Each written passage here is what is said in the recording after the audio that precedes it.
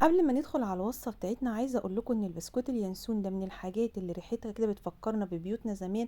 ريحة حاجة كده دافية ومريحة، حاجة كده تفتح النفس. النهاردة هنعمله بطريقة سهلة وبسيطة من غير عجن كتير ولا مجهود، وهيطلع معاكي مقرمش وطعمه احلى كتير من اللي بتشتريه من بره، وكمان هيوفر معاكي واقتصادي، وكل مكوناته هتكون موجودة عندك في البيت. حطي لايك للفيديو واعملي شير عشان غيرك يستفاد.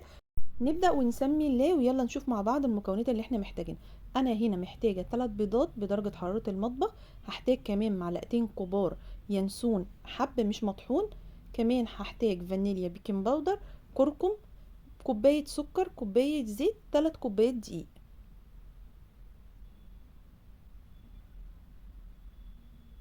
انا النهارده في الوصفه بتاعتي هستخدم الخلاط. هاتي الخلاط بتاعك وتاكدي ان الدورق بتاعك مش مبلول. لو كان مغسول نشفيه كويس، احنا مش عايزين ميه في الوصفه بتاعتنا خالص. انزلي بقى بالثلاث بيضات، عليهم كيسين فانيليا، كمان كوبايه السكر، واضربيهم كويس قوي. لما تحسي اللون بتاعهم كده فتح شويه والسكر بتاعك داب،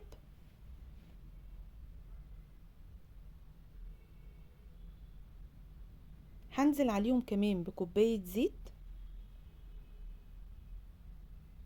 وهرجع اضربهم برضو كويس قوي. هجيب بقى البولة بتاعتي، هنزل بالثلاث كوبايات دقيق انخلهم. انا هنا مستخدمة دقيق متعدد الاستخدام. هنزل كمان بمعلقة صغيرة بيكنج باودر،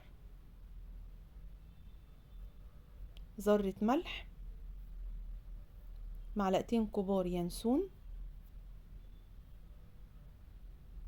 الخطوة دي اختياري، ممكن تستغني عنها، بس انا عايزاه البسكوت يطلع معايا نفس اللون اللي انا بشتريه من بره، فهضيف ربع معلقة صغيرة كركم. هخلط بقى كل المكونات دي مع بعضها، والخليط بتاعي اللي في الخلاط كمان جهز.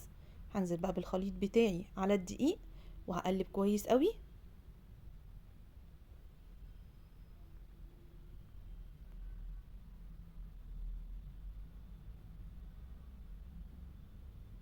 انا هنا هشتغل بالسباتيلا علشان العجينة بتاعتي تقيلة، مش هينفع فيها مضرب البيض. بس العجينة بتاعتي لمت، وهي بتبقى بالقوام ده، ما بتبقاش خفيفة.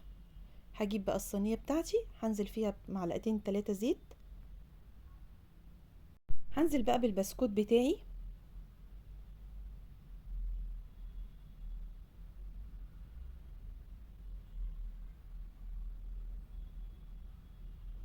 هحاول بقى اللي انا افردها، وطبعا مش هينفع تفرديها بالسباتيلا.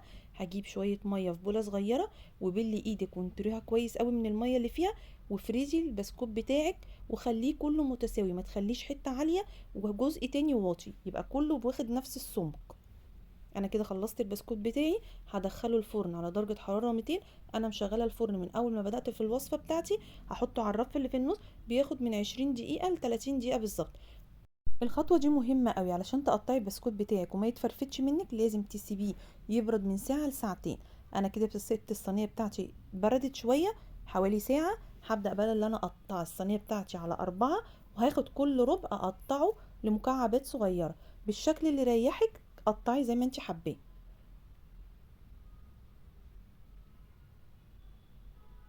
طيب احنا عايزين البسكوت بتاعنا يبقى مقرمش زي اللي بنشتروه من المحلات. هنجيب بقى الصينيه بتاعتنا ما فيهاش اي ماده دهنيه. هنرص البسكوت بتاعنا بعد ما قطعناه مكعبات، وهندخله الفرن تاني على درجه حراره متوسطه على الرف اللي في النص، وكل شويه هقلبه على الناحيه التانية لغايه ما ينشف معايا وياخد معايا اللون اللي انت شايفاه ده.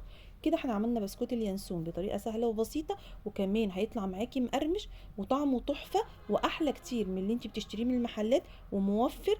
ان شاء الله تجربوه ويعجبكم. ولو عجبك الفيديو ما تنسينيش في اللايك والشير، وصلي على الرسول في الكومنتات، وربنا يحسن ما بين ايديكم.